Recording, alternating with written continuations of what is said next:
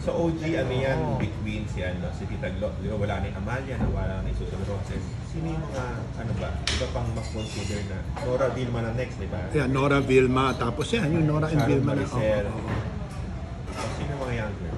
Sige, si Catherine. Okay, si Catherine. Juday Claudine muna. Claudine, sino ba kayo? Claudine Juday. Tapos si Claudine Juday sino? Katrina. Catherine Bernardo and would you put, I think Nadine ang kanyang Rosara. Nadine. Parang yung Catherine lang, kanyang generation. Well, wala kang Bea Alonso? This Generation's Movie Queen? Ganun title niya eh. Well, in fairness naman to both Nadine and to Catherine, matatapang sila in accepting roles. They accept roles which are out of the box. Okay.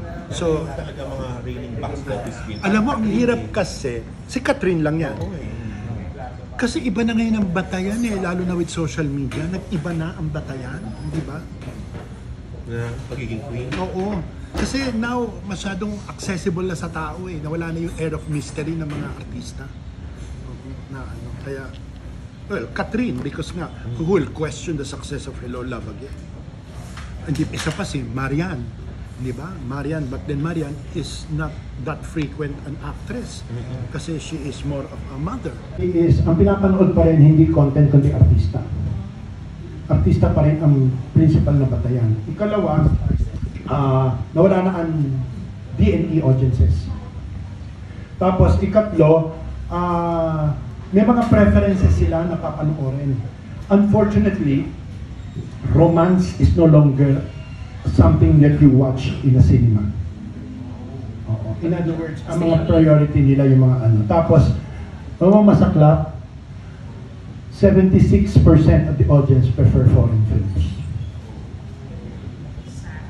That's really sad. Now, you ask yourself, what happened? Why 76%? Remember, ang audience mo ngayon is ABC, not even A, B, and C. Okay? Ang taas ng standard nila. Another thing nag-affecto, alam mo, MJ, kung ano naka-affecto? Yung pandemya. Nasanay na manood ka na lang sa bahay. At saka, kakapanood mo ng mga Korean drama, tumakas ang antas mo ng production. Okay? Kaya kung puchi-puchi yung production mo, hindi ba? Hindi ka mapanoorin. Sabihin, sulit ba ito ng 400 ko? Hindi ba? So tumaas ang antas. It's both bad and good. It's bad because na-limit ang nanonood, but it's good because tumaas ang standard ng manonood. Okay? At alam mo, isa pang masaklap na sabi nila, ulit ng ulit na lang ang mga kwento. Gusto nila ng mga bagong kwento. Ayaw nila ng yun ang ginalaman. Sabi ngayon nila, bakit naman yung Hello, Love Again? Wow, that was the perfect storm. Hello, Love Again was the perfect storm.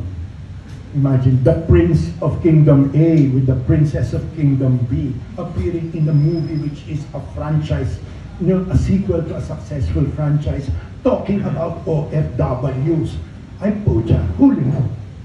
At saka ang maganda na patunayan yan, na number 8 sa Amerika. Marinel, ganun pala karami ang Pilipino sa Amerika. Hindi ba kaya mag-number 8 sa box office? Untapped ang Filipino diaspora as an audience. So pwede ka magpalabas ng Filipino film na syempre ngayon mga Pilipino pa nanonood, pero kung magandang-maganda, mahahawak international audience ang ginawa mo. Who would have expected Grandma? Hindi ko mukhang episode yan na maalaala mo kaya, hindi ba? Pero ang ganda dahil it is authentically Thai but it resonates with our Asian sentiment. So, challenge yan.